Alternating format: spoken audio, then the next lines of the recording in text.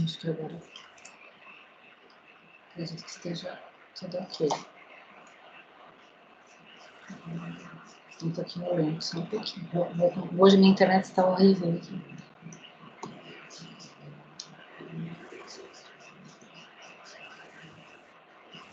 Agora sim.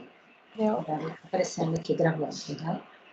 Então tá. Desculpe. Então, essa rápida popularização foi colocando também em evidência os efeitos adversos que essas substâncias produzem e os riscos de dependência, que a gente vai falar mais para o final da apresentação. E o uso na comunidade acadêmica já era um tema bem abordado na década de 70 nos Estados Unidos e continua sendo um tema bem atual e relevante. E o uso não medicamentoso de psicoestimulantes é uma prática atual frequente. Então, ele é definido como o uso não medicamentoso, como o uso de medicamentos sujeitos à prescrição médica em doses diferentes das recomendadas ou por pessoas sem a devida prescrição médica. Então, tem muito aquela mentalidade de que se uma coisa fez bem para mim, pode ser que faça bem para o outro. E, né, não é bem assim. Uma coisa que faz bem para mim, pode ser que não faça bem para outra pessoa, no organismo de outra pessoa, porque cada pessoa reage de uma forma diferente frente ao consumo de alguma substância, principalmente os psicoestimulantes. A gente não vai saber se alguma pessoa tem alguma doença prévia, se não tem, né, como que é o histórico dela. E o abuso dessas substâncias já foi associado com altas taxas de suicídio. Claro que tem diversos fatores que podem influenciar, né, no uso e abuso de psicoestimulantes, que podem levar a situações maiores, como o suicídio, mas o suicídio, no caso ali, tem uma série de fatores que vai desencadear isso, né? E aqui eu vou citar alguns fatores relacionados com o uso e abuso de psicoestimulantes. Alguns de vocês já devem estar habituados com alguns desses fatores, que é muito comum na graduação, mas o estresse, a impulsividade, desorganização, distração, distúrbios de sono e condições patológicas são fatores que influenciam muito na procura, né, no interesse por essas substâncias. Então, hoje o mundo ele nos cobra demais, assim, que a gente tenha que se adaptar no meio que a gente está inserido. Então, independente do meio que você está inserido, você precisa se adaptar. E para se adaptar, você precisa aprender. E para aprender, você precisa estar ali naquele meio e aprender de uma forma rápida e aprender de qualidade. E as pessoas que conseguem aprender de uma forma rápida, de uma forma mais eficaz, de qualidade, elas acabam se sobressaindo diante das demais pessoas. E o adulto, ele não consegue aprender de fato por uma série de fatores. Então, o modelo tradicional de ensino é um deles, em que a pessoa ela é ensinada a decorar tal assunto e ela pensa que ela nunca mais vai ver isso na vida, ou que isso não vai ter aplicabilidade para ela no futuro, na resolução de algum problema, enfim. Tem também a incapacidade natural de reter informações. Outro fator é que a forma de aprendizado de um adulto é diferente de uma criança, por exemplo, e também a quantidade de informações e distrações que a gente tem hoje disponível. E também a ansiedade ela acaba prejudicando o aprendizado. E tendo em vista essa realidade, o uso de psicoestimulantes sem prescrição médica no âmbito acadêmico e também no âmbito profissional, até mesmo no meio esportivo, acabou se tornando comum, principalmente frente a períodos de estresse. Aqui eu trouxe um estudo para vocês, realizado em 2014, onde 476 estudantes eles foram questionados a respeito do uso de substâncias psicoestimulantes. Então, os pesquisadores eles buscaram analisar as águas residuais provenientes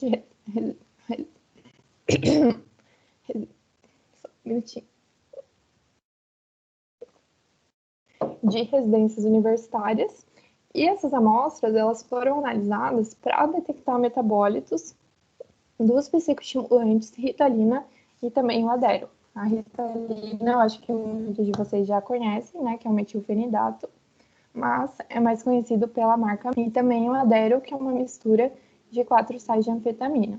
Então, aqui no gráfico vocês podem ver que ali no período final teve um aumento do uso dos psicoestimulantes, principalmente da Ritalina muito mais do que o Adero, e aqui no meio não teve tanto esse consumo. Então, o aumento ele foi sendo gradativo, né? Ali no primeiro semestre não teve tanto consumo, ali no meio teve um aumento do consumo e no final foi que, né, explodiu. E essa pesquisa, ela revelou que os estudantes mais aderentes ao uso de psicoestimulantes em épocas de maior estresse, eles revelaram também uma maior proporção de utilização de outras substâncias quando comparado àquelas pessoas que não utilizavam nenhuma substância psicoestimulante. Então, nicotina, álcool, cocaína.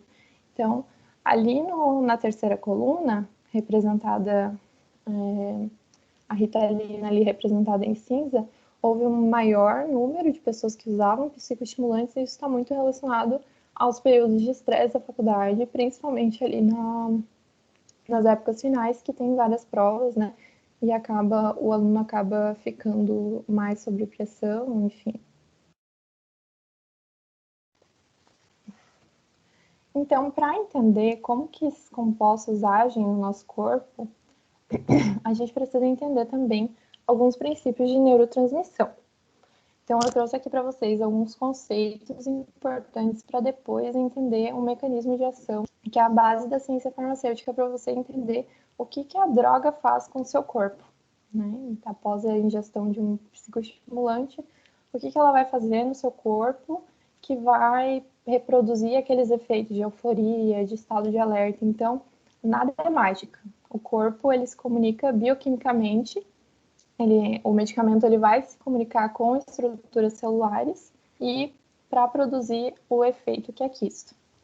Então, os neurotransmissores, eles são substâncias, mensageiros químicos produzidos pelos neurônios e utilizados por eles para transmitir sinais para outros neurônios ou para células que não sejam neurônios. Então, células do miocárdio, do coração, células do músculo esquelético, enfim.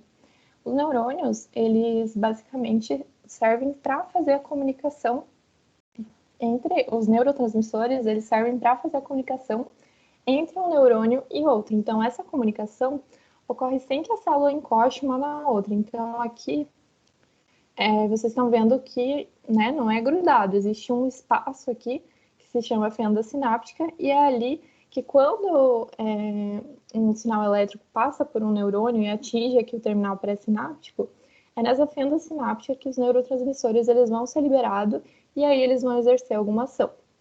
Então, um ou mais neurotransmissores são liberados aqui na fenda sináptica e a partir dessa fenda sináptica, desse espaço, que um vai conseguir se comunicar com o outro até produzir um efeito, né, através desse estímulo elétrico. E vocês estão vendo aqui que o neurotransmissor que é liberado, ele vai se ligar a uma estrutura localizada na membrana aqui da célula. Então, essas estruturas são chamadas de receptores. Os receptores, eles geralmente são proteínas, em que se tem um encaixe perfeito entre o receptor e o ligante. O ligante, no caso, ele pode ser um neurotransmissor, pode ser um hormônio, pode ser um medicamento. E todos os medicamentos, a maioria deles, o mecanismo de ação está ligado com a interação do medicamento e um receptor. Então, a partir do momento que ele liga no receptor, ele vai exercer alguma ação. E a mesma coisa acontece com os neurotransmissores. Eles vão ser liberados ali na fenda sináptica, nesse espaço entre os neurônios, e a partir do momento que ele se liga no receptor, ele vai reproduzir aquelas ações. E a duração dos neurotransmissores ela é sempre limitada, ou pela recaptação, ou pela degradação deles por enzimas. Então, ele não vai ficar aqui na fenda sináptica para sempre, exercendo a sua ação, até porque se ele ficasse ali para sempre, iria ter um desequilíbrio, né, no nosso organismo e iria ter um excesso de excitação no sistema nervoso central. Então, por exemplo, imagine que o neurotransmissor, a dopamina, que é responsável, né, pelo prazer, pela euforia, ficasse ali disponível por muito tempo. Isso resultaria em um excesso, né, de excitabilidade no sistema nervoso central, poderia provocar alucinações, enfim. E os psicoestimulantes, eles podem afetar tanto a liberação, quanto a produção, o armazenamento e também a desativação desses neurotransmissores através da interação com estruturas celulares, como os receptores que eu falei para vocês, que na verdade são proteínas que podem estar localizadas na membrana da célula, podem estar localizadas no citoplasma da célula, e é a partir dessa interação do ligante com o receptor que determinado efeito vai ser produzido no nosso corpo. Então, a dopamina é um dos neurotransmissores envolvidos no mecanismo de ação dos psicoestimulantes.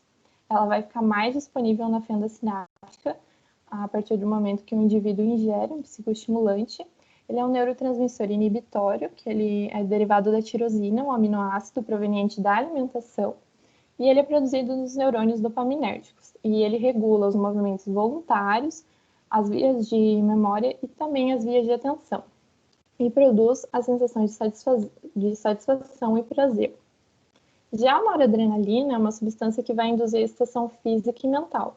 Durante o dia, em situações de estresse, principalmente estresse momentâneo, ela acaba por aumentar o seu nível e quando a gente dorme, ela acaba por diminuir o seu nível. E ela vai regular, então, os processos de sono e também de emoções. Então, ali, quando eu falei para vocês do sistema nervoso simpático, quando ele é ativado, tem uma alta liberação de noradrenalina também, naquela situação de luta ou fuga. E aqui, reforçando, a partir do momento que a dopamina é formada, ela advém da tirosina, daquele aminoácido, e ela é armazenada em vesículas de armazenamento, que é esse redondinho aqui representado na figura. Então, a dopamina ela é sempre armazenada aqui, e a partir do momento que a célula recebe um estímulo, a dopamina, de liberação de dopamina, né, das vias dopaminérgicas, a dopamina ela vai sair daqui da vesícula, ela vai se fundir aqui com a membrana e ela vai ser liberada na fenda sináptica para exercer a sua ação. E a partir do momento que ela é liberada na fenda sináptica, ela vai se ligar nos receptores de dopamina pós-sinápticos, que estão localizados na célula pós-sináptica. E para que o efeito não dure para sempre, para que as moléculas do neurotransmissor não sináptica, para não haver nenhum excesso, elas são degradadas por enzimas. Então, essa degradação ela pode ocorrer tanto no espaço intracelular, em que a dopamina volta, entra por um canal e é degradada ali no interior da célula, ou isso pode acontecer no meio extracelular, que a enzima iria degradar a dopamina fora da célula. Isso acontece com basicamente todos os neurotransmissores, é esse o processo. E aqui o mecanismo de ação em si dos psicoestimulantes. Como que acontece? Os psicoestimulantes eles vão afetar tanto a liberação de dopamina quanto a liberação de noradrenalina. Então, aqui na primeira figura, a gente tem a situação normal do organismo, que eu já expliquei para vocês ali. A bolinha azul ela é representada pela dopamina, que é o neurotransmissor responsável pelas sensações de prazer, né, euforia, pelas vias de memória, atenção. Então, aqui é uma célula, um neurônio, né, uma situação normal, em que a dopamina ela é liberada na sinapse, mas existem proteínas que transportam a dopamina para o interior da vesícula, aquela vesícula onde os neurotransmissores são armazenados. E se eles estão ali, eles não vão exercer a sua ação. Eles só vão exercer a sua ação a partir do momento que eles caem na fenda sináptica e se ligam no receptor. Então, essas proteínas, elas transportam a dopamina para dentro da célula e para dentro da vesícula sináptica. Então, quando se tem uma ingestão de um psicoestimulante, aqui é o caso da metanfetamina, mas basicamente todos eles têm mais ou menos esse mecanismo de ação de aumentar a disponibilidade de dopamina e noradrenalina na fenda sináptica. Essas drogas elas são capazes de bloquear essa proteína representada em verde, e aqui esse outro receptor, que também é uma proteína representada em azulzinho aqui.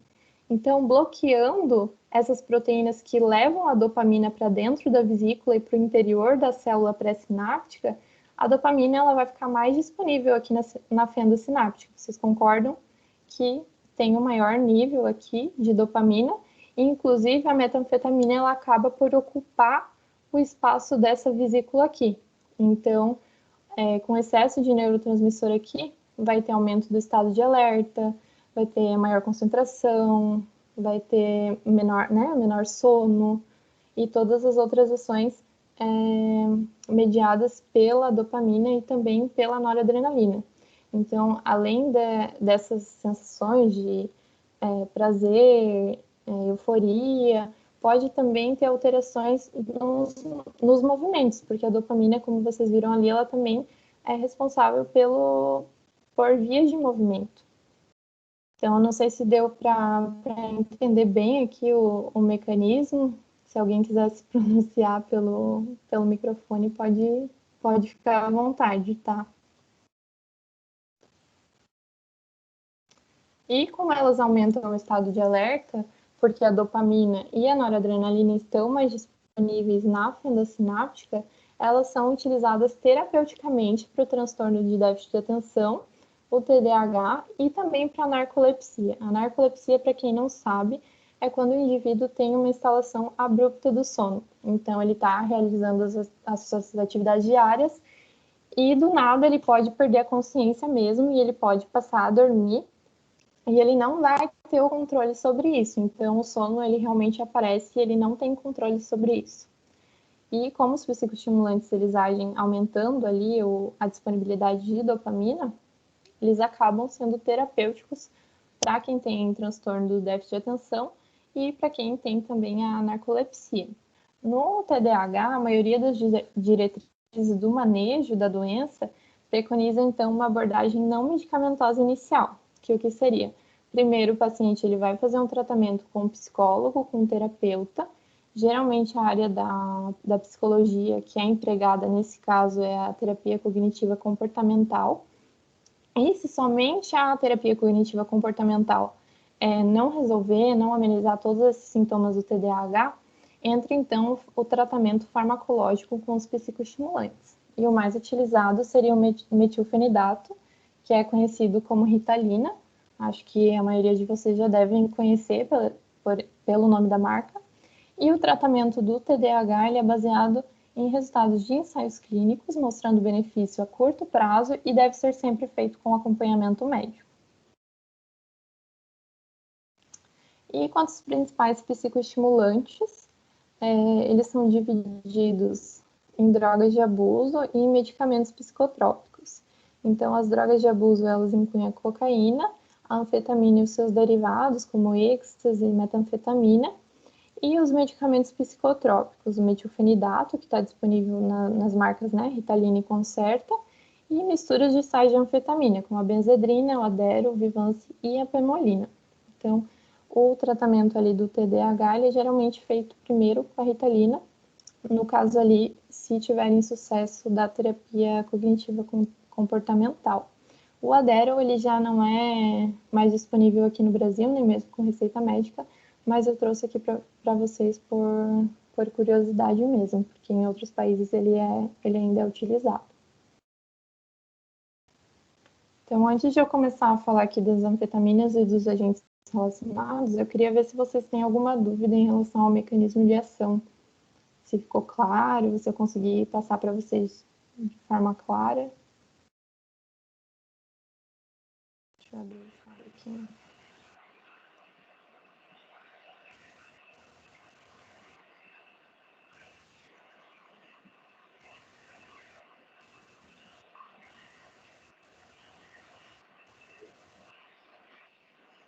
Uhum. Alguém tem alguma dúvida? Queira perguntar?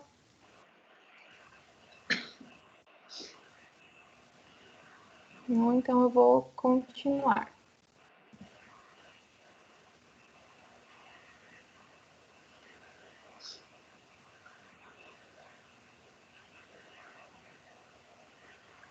Então, sobre as anfetaminas e os agentes relacionados. Inclui a dextroanfetamina, a metanfetamina, fenmetrazina, o metilfenidato, que é a Ritalina, e a dietilpropiona. O metilfenidato, em relação à metanfetamina, ele possui uma ação menos prolongada. No caso, a anfetamina ela possui uma ação mais prolongada e efeitos mais marcantes, assim. E eles também vão aumentar os níveis sinápticos de dopamina, noradrenalina, e também um aumento de serotonina. E o estímulo do sistema nervoso simpático, como eu mostrei lá no primeiro slide, vai ter aumento da pressão arterial, inibição da motilidade intestinal, broncodilatação, vasoconstrição periférica, aumento da frequência cardíaca, dos batimentos, e a força de contração do miocárdio vai estar aumentada. E os principais efeitos vão ser o aumento do estado de alerta, anorexia, diminuição do cansaço, elevação do humor e euforia. E também o aumento da atividade motora. O metilfenidato ele é preferido em casos de TDAH porque ele não altera tanto a atividade motora do indivíduo, mas os processos cognitivos mentais ali. Então, ele não interfere tanto nessa atividade motora. Eu trouxe para vocês aqui um caso de 2013, um relato de caso de Sharma. Ele abordou um caso de infarto agudo do miocárdio em um adolescente que não tinha nenhum fator de risco prévio de doença cardiovascular após a ingestão de dose diária prescrita de Adderall, que seria aquela mistura de 4 sóis de anfetamina que eu falei para vocês. E ele usou essa substância em conjunto com o álcool, que pode ter potencializado também a ocorrência desse evento. É um evento raro, geralmente os principais efeitos adversos são esses ali mencionados, aumento do estado de alerta, pode ter alucinação por conta desse aumento da excitabilidade do sistema nervoso central, mas esse caso aqui do infarto agudo do miocárdio eu trouxe para vocês porque acontece, não é impossível, né, mas são casos mais raros de se ocorrer. E falando mais da Ritalina, do metilfenidato, ele é o psicoestimulante mais consumido no mundo, sendo que no ano de 2010 ele foi responsável por 56% do volume total de estimulantes produzidos no planeta para fins medicamentosos. E os Estados Unidos ele se destaca como o maior consumidor do psicoestimulante, mas o Brasil ele também está ali na corrida como um dos maiores consumidores. E seu mecanismo de ação vai envolver a inibição dos transportadores de noradrenalina e dopamina. Então, ele vai bloquear aquelas proteínas que transportam os neurotransmissores para as vesículas. Então, eles vão ficar mais disponíveis ali na fenda sináptica e também vai ter o estímulo de receptores alfa e beta-adrenérgicos, que vão aumentar também a liberação de mais neurotransmissor. Como eu falei para vocês, ela é preferida no TDAH porque ela vai causar estimulação de processos mentais e ela não vai interferir tanto em processos motores como os outros medicamentos, como a anfetamina, por exemplo. E sobre os potenciais benefícios do medicamento em indivíduos que não sofrem de transtorno do déficit de atenção ou narcolepsia, os estudos que existem hoje, eles não mostram evidências consistentes de otimização sobre o sistema nervoso central. E os efeitos colaterais mais comuns seriam taquicardia, alucinações visuais, vertigem, sonolência, cefaleia, falta de apetite, náuseas, ansiedade e distúrbios do sono. Ali a ansiedade ela pode aparecer principalmente quando a pessoa está usando e de repente interrompe de forma abrupta o uso do medicamento. Então pode haver uma depressão profunda, uma ansiedade quando a pessoa para de utilizar devido ao esgotamento ali das reservas de neurotransmissor. E pouco se sabe sobre os mecanismos celulares e as consequências de se utilizar a substância durante um longo período. Então, eu falei ali para vocês dos efeitos adversos mais frequentes, mas a preocupação maior que a gente tem hoje são os efeitos a longo prazo das pessoas que fazem o uso e abuso dos psicoestimulantes, principalmente o uso crônico. E as crianças hoje, elas são diagnosticadas com TDAH, e como o TDAH é um diagnóstico feito com base na clínica, ele é totalmente clínico, ou seja, não tem nenhum marcador laboratorial para eu dizer, não, essa criança, ela tem TDAH. Então, o diagnóstico ele é totalmente clínico, então, às vezes, isso começa na escola, às vezes o professor nota algum comportamento da criança, mas muitas vezes aquele comportamento de agitação natural pode ser confundido com algum distúrbio. Então, pode ser a agitação natural da criança e a criança pode começar a tomar um psicoestimulante muito cedo e logo após o nascimento ali, tem um grande período de neurodesenvolvimento, o que pode causar algum prejuízo a longo prazo se essa criança também tiver o diagnóstico errado, na verdade não tem nenhum distúrbio, e utilizar o medicamento muito cedo. Então, existe essa preocupação que vai motivar diversas pesquisas, não só sobre o uso na infância e na adolescência, mas também na fase adulta, devido, né, ao grande consumo hoje entre acadêmicos, entre profissionais no âmbito profissional, né, e também no meio esportivo para melhorar a performance de atletas. E aqui eu trouxe um estudo para vocês que foi realizado na Universidade Federal do Rio Grande do Sul, em que os pesquisadores eles buscaram investigar quais os efeitos a longo prazo do consumo de metilfenidato. Então, foi um estudo realizado em modelo animal. Claro, é importante ressaltar aqui que nem tudo o que acontece no animal vai acontecer para o humano. Muitos medicamentos que a gente tem hoje disponíveis passaram por testes pré-clínicos, né, em modelo animal, mas muitas vezes o que a gente testa em rato, quando vai passar para o humano, não acontece a mesma coisa, né? Então, esse estudo, ele buscou avaliar o efeito da ingestão de metilfenidato a longo prazo, né, do uso crônico, e eles optaram por não induzir o transtorno de déficit de atenção nesses animais, por justamente dessa questão do diagnóstico muito precoce, às vezes um diagnóstico errado, e também pelo fato de que muitas pessoas estão tomando substâncias com o objetivo de melhorar a sua performance no âmbito acadêmico ou profissional, e na verdade não se sabe bem o que pode acontecer a longo prazo com o uso dessas substâncias. Então, para isso, para essas análises, os pesquisadores eles injetaram metilfenidato, que é a ritalina, via intraperitoneal. Então, aqui eu coloquei a foto só para vocês saberem. A injeção é feita aqui no peritônio, aqui na barriga, no abdômen. Eles injetaram metilfenidato em ratos do 15º dia ao 45º dia de vida dos animais. Então, isso equivaleria ali no começo da infância, entre 4 a 7 anos da criança, até o final da adolescência, ali o início da fase adulta. E o que se observou foi que na idade adulta, os animais eles começaram a apresentar aumento de parâmetros inflamatórios, alterações de estresse oxidativo. O estresse oxidativo que seria? Seria um desequilíbrio entre substâncias oxidantes e antioxidantes do nosso organismo. Isso vai resultar em aumento da concentração de radicais livres, que são moléculas danosas às nossas células, então pode atacar tanto o DNA, pode atacar lipídio, pode atacar proteína, e culminar no aparecimento de diversas doenças, inclusive doenças cardiovasculares, diabetes, doenças neurológicas. E também nesse estudo teve alterações no perfil de aminoácidos e diminuição nos níveis de ATP, né, que é a molécula base para armazenamento de energia e fundamental para a gente realizar todas as nossas atividades diárias que requerem energia. E também houve perda de astrócitos e neurônios no hipocampo.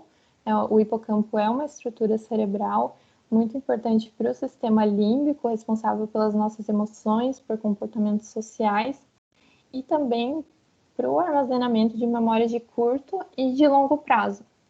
E também é importante para o armazenamento de memória espacial. Então, aquela memória espacial seria a que permite você saber o caminho de casa, o caminho da escola, da universidade. Então, com a perda de astrócitos e neurônios, esses fatores foram muito prejudicados.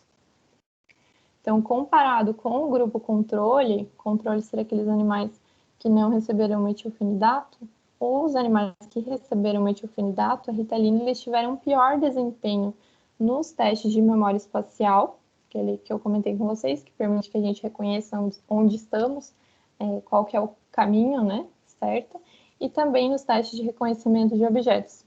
Então, os ratos, eles têm uma preferência, eles têm um comportamento intrínseco, né, de querer explorar o que é novo. Então, eles vão passar menos tempo explorando uma coisa que eles já viram antes. Eles não vão querer ficar explorando algo que eles já têm conhecimento e já viram, né? Para eles não é uma novidade. E aqui eu coloquei só uma foto também de outro teste que foi realizado no estudo, em que os pesquisadores, esse teste é chamado de labirinto em cruz, e os pesquisadores, eles contam o número de entradas nos braços abertos, que seria aqui, né, onde tem maior exposição de luz, é um lugar mais alto, e eles contam também a número de entrada do rato nos braços fechados. Então, Se o rato ele fica mais aqui no braço fechado e não explora aqui os braços abertos, esse rato aqui que fica no meio, ele tende a ser mais ansioso. Então, nesse estudo dos animais que receberam metilfenidato, eles ficaram mais nos braços fechados do que nos braços abertos, comparado com o grupo controle. E esse é um teste, ele é bem utilizado, ele é aprovado, né, pelo Comitê de Ética, tudo dos animais. Ele é muito utilizado também para teste de medicamentos ansiolíticos. E quanto aos efeitos adversos em geral dos psicoestimulantes, pode haver excessiva estimulação periférica, também central, então efeitos cardiovasculares, maior excitação do sistema nervoso central, podendo causar delírio, paranoia, confusão mental, agitação, inquietação psicomotora, nervosismo, agressividade e até mesmo convulsão. Mas, como eu disse, esses eventos, convulsão, infarto, são eventos mais raros de acontecer. E provavelmente, se a pessoa tem uma pré-disponibilidade no desenvolvimento de doenças cardiovasculares, se a pessoa já tem uma doença cardíaca ou tem algum distúrbio neurológico, isso pode ser agravado com o uso de psicoestimulantes, porque o psicoestimulante ele vai causar um aumento do intervalo QT, que é uma das ondas ali do eletrocardiograma. Isso vai alterar a condução elétrica do coração. E os psicoestimulantes também a convulsão. Se você tiver uma neurológica, se você tiver convulsão, a chance de você convulsionar vai ser muito maior com o uso dos psicoestimulantes.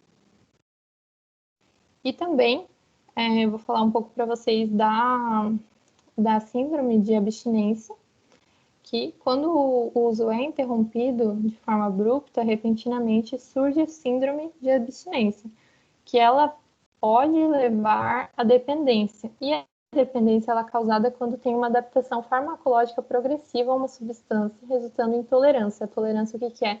Cada vez mais você vai precisar de uma dose maior daquele medicamento, daquela substância, para produzir os mesmos efeitos que você tinha antes.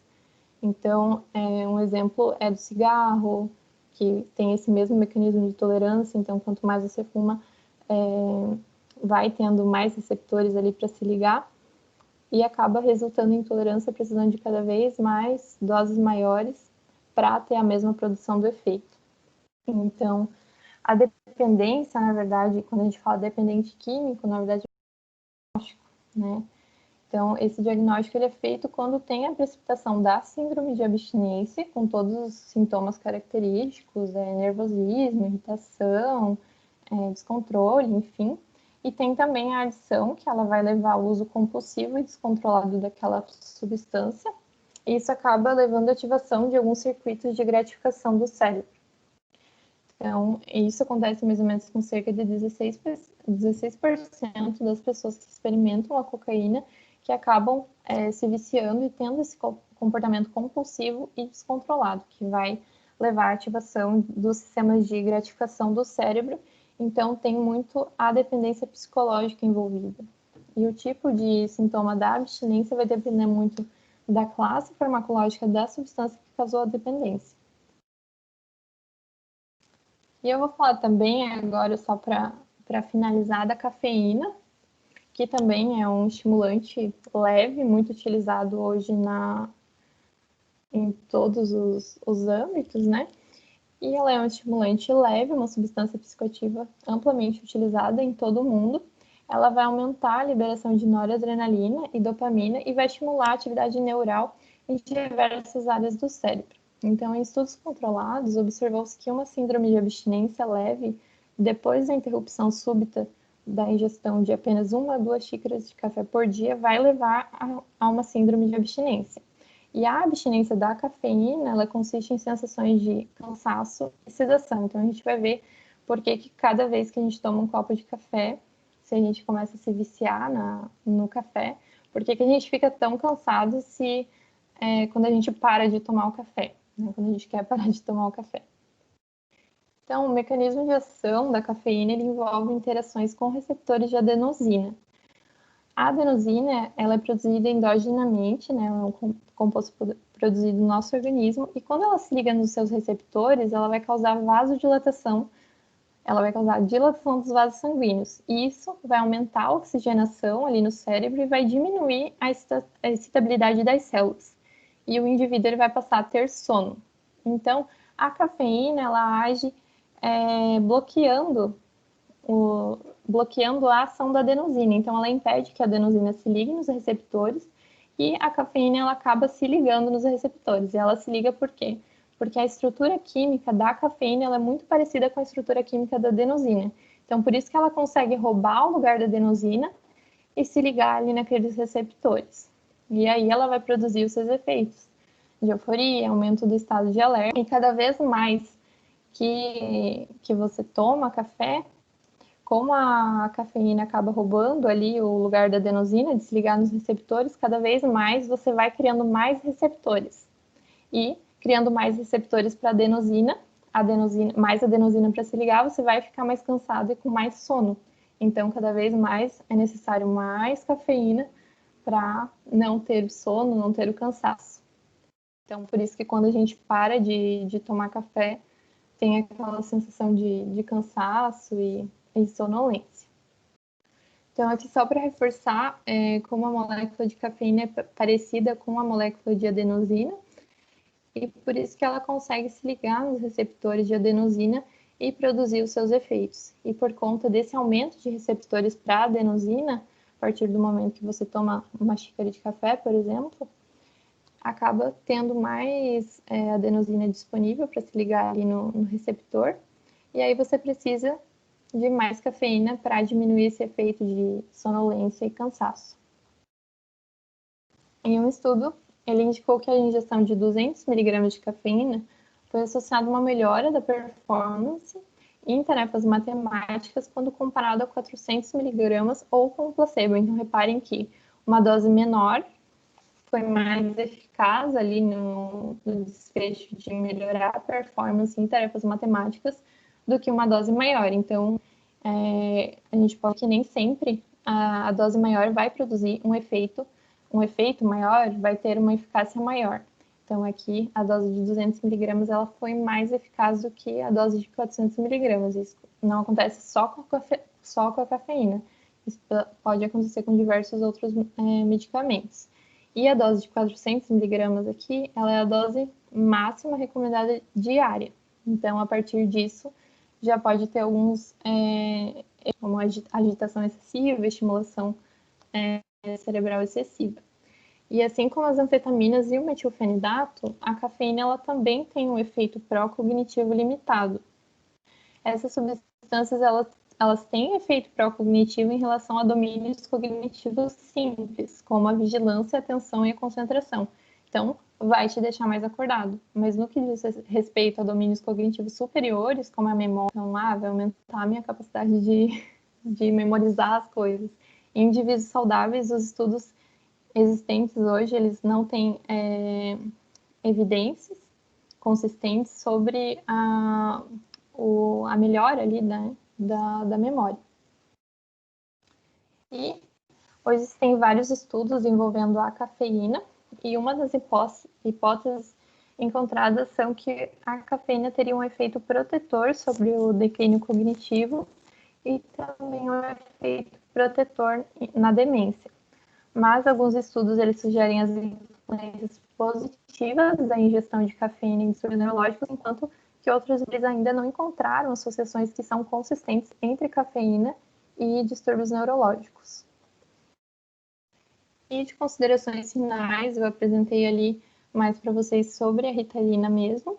E embora os psicoestimulantes como a Ritalina auxiliem em situações que requerem concentração e foco, poucos estudos abordam os efeitos a longo prazo. Então, vocês já pensaram ali no caso do Adderall, né? Deu um infarto agudo do miocárdio. Isso poderia acontecer com qualquer pessoa, embora seja raro, pode acontecer. E ali nos estudos em ratos também, o que mais pode acontecer, né, a longo prazo, se você fazer o uso crônico dessas substâncias, fazer o uso e abuso delas. E os dados apresentados, principalmente esses estudos em ratos, né, eles não vão descartar a possibilidade de danos no futuro. Então, as próximas pesquisas, elas envolvem testar a Ritalina em ratos adultos, para ver quais que são os efeitos em adultos que não têm nenhuma patologia específica, não tem nenhuma doença estabelecida e diagnosticada. Então, isso não exclui a possibilidade de danos, principalmente os danos neurológicos a longo prazo com o uso de psicoestimulantes. Já as substâncias ilícitas, aí os danos eles são mais bem conhecidos, né, e difundidos hoje, como a cocaína. Aqui, essas são as referências. Muito obrigada. Eu queria agradecer à professora Daisy pelo convite, a professora Dani pela orientação, o professor Eduardo também pela orientação. Muito, muito obrigada pelo convite. Acho que é uma experiência bem válida, assim. Se vocês tiverem qualquer dúvida, vocês podem abrir o microfone ou falar ali no chat também, no que eu souber, né, o que eu puder responder de dúvidas, estou à disposição. Bom, Maria Augusta, eu que quero agradecer. Vejo que a professora Carla também está presente, acho que a professora Daniela também, vi que ela quer, se quiserem comentar alguma coisa, mas quero agradecer a sua participação, a sua palestra foi excelente, a tua explanação, muito didática, acho que ficou bem entendido, por isso que estão todos quietinhos, né, sem fazer pergunta. Não sei. Mas aproveitem, ou entenderam tudo, ou não entenderam nada. Mas não, eu acredito que a tua explanação foi bem clara, Maria Augusta, muito didática, e o assunto é muito interessante, né?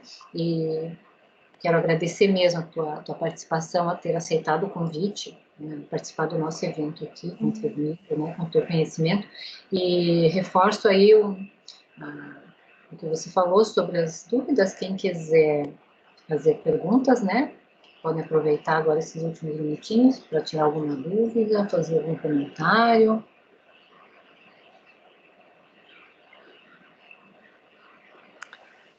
Oi, professora Daisy, professora... Oi, Maria Augusta, tudo bom?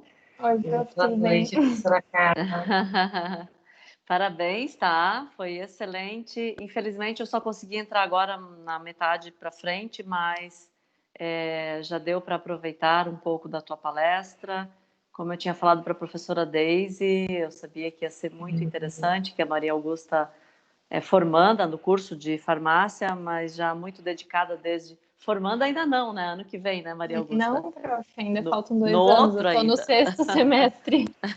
Tem bastante tempo ainda, mas é que você sempre se envolveu com pesquisa científica, com o projeto de reabilitação cardíaca desde o início da faculdade, né? Então, você já tem muita experiência e muita bagagem, por isso eu tinha certeza que ia ser excelente essa palestra. Então, te parabenizo, né? E te desejo muito sucesso aí na tua carreira e na continuidade das palestras, né? Que com certeza você vai estar sempre sendo chamado para isso. E espero que os alunos também tenham aproveitado. E parabéns, professora Daisy, também pela iniciativa, né, de chamar a Maria Augusta. E agradeço a professora Daniela pela indicação, né? Falei no início da palestra que eu fico bem contente de ver uma acadêmica, né? Participando de um evento divulgando a ciência, e peço desculpa pelo início ali da palestra, que eu tive um probleminha com a gravação, porque a hora que eu fui iniciar a gravação, fiquei offline, tive que entrar de novo e demorou um pouco, e aí a gravação atrasou um pouquinho, mas foi ainda na introdução, tá? Mas nós vamos disponibilizar essa, né, professora Carla, essa palestra no nosso canal da Educação Física, disponibilizar os alunos. Começou a gravar um pouquinho tarde, mas eu também nem me toquei. Não, era que o comando estava comigo, mas eu fiquei offline, e aí até voltar demorou ali alguns segundos, então, mas foi ainda na introdução. Sim. Então, obrigada. Os problemas de rede, né? Muitos problemas de rede. Eu também não estou nem podendo abrir minha câmera, que está muito lenta a minha internet aqui. Eu também, nem abri mais. Muito obrigada pela participação de todos, né? Pelo prestigiarem a palestra. Espero que tenham gostado, acredito que gostaram, né? Pelo chat que estou vendo aqui o pessoal te parabenizando. Maria Augusta, foi muito bom. Obrigada, pessoal. Se vocês tiverem qualquer dúvida também, se alguma coisa não ficou muito claro. Também eu acho que é importante falar, que a gente já está no horário, né? Mas eu queria comentar também da interação ali, né? Eu citei aquele caso do infarto, que teve uma interação ali com o álcool, mas também há substâncias psicoestimulantes em quem toma antidepressivo, em quem toma antihipertensivo, pode ter alguma alteração, porque os antidepressivos, eles também aumentam a concentração de dopamina, de serotonina ali na sinapse, e aí pode acabar tendo uma hiperestimulação do sistema nervoso central nesse caso. E ali no caso do antihipertensivo, acho que o Antônio está fazendo ali uma pergunta, mas no caso dos antihipertensivos, pode haver uma diminuição do controle pressórico do indivíduo que toma o medicamento por conta daquele aumento da pressão arterial, ali dos batimentos cardíacos, por conta da estimulação do sistema nervoso simpático. Então, pode ter interação ali. Um efeito colateral, né? O Antônio... Interação, na verdade, quem toma antidepressivo, antihipertensivo, né? A gente sabe também que o número de pessoas que tomam antidepressivos hoje já é bem alto, né? Principalmente na graduação. Exatamente. O Antônio escreveu ali. Então, perguntaram de olhar na internet que só não se engano.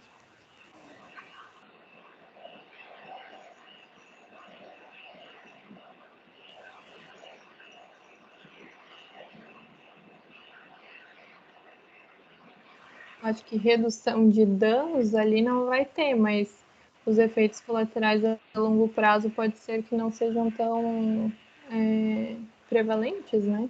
Porque pode ter aqueles efeitos colaterais que eu falei ali, né? Palpitação, taquicardia, por conta do aumento da estimulação do sistema nervoso central. Não sei se foi essa a pergunta.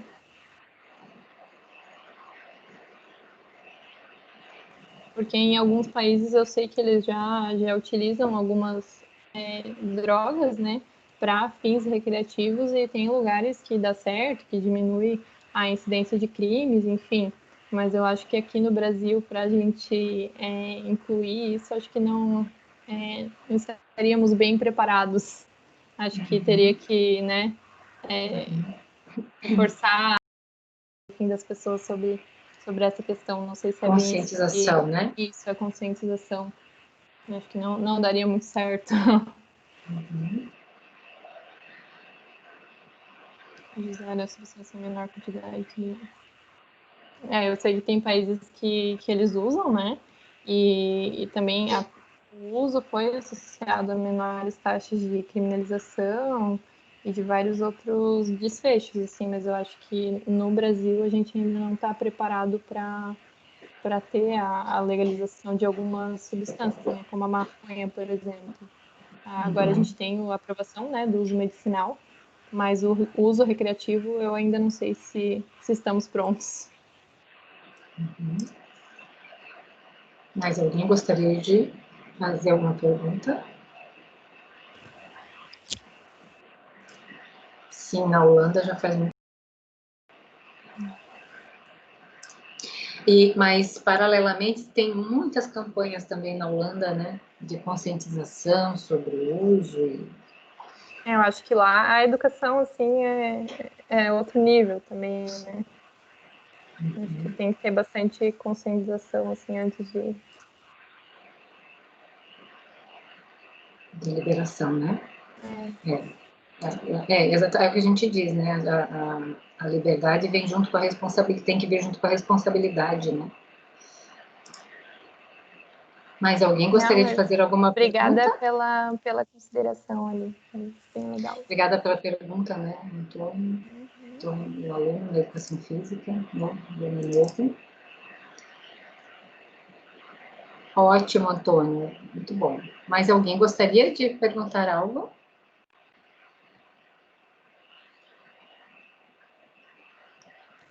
Ok. Que bom. Eu acho que realmente o pessoal gostou bastante, Maria Augusta, né? Um tema bem interessante, bem bacana, né? O que você trouxe, assim, com certeza, né, esclareceu bastante.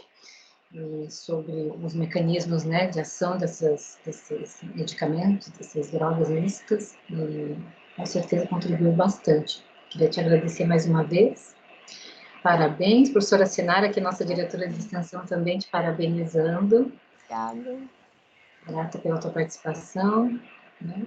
E que na próxima, esperamos você na próxima edição do evento, né, professora? Contamos com a tua participação. Muito obrigada. Eu que Se agradeço. ninguém tem Obrigada. mais nenhuma questão, a gente pode encerrar. Podemos encerrar, né, esta sessão. E agradeço a todos, desejo a todos uma boa noite. Muito obrigada. E lembrando aos alunos da Educação Física que ficará disponível no canal da Educação Física em breve já essa palestra aqui, tá bom? Muito obrigada a todos. Uma boa noite. Obrigada, Maria Augusta. Obrigada, pessoal. Boa noite. Eu vou desligar aqui também. Vou encerrar a gravação.